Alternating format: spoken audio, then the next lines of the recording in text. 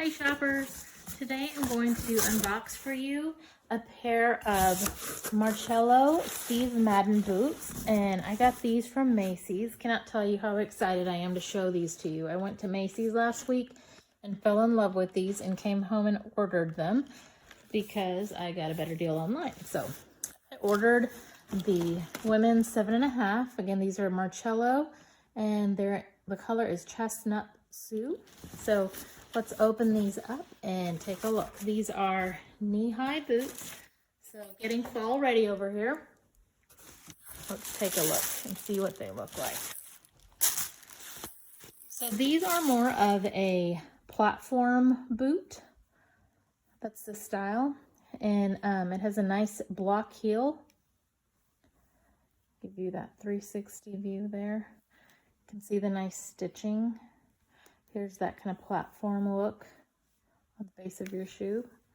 Here's the bottom. Nice hard top there. Here's the stitching throughout.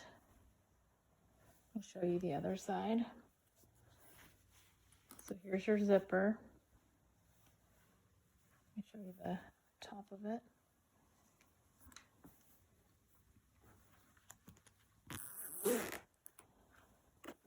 So there's your zipper opening.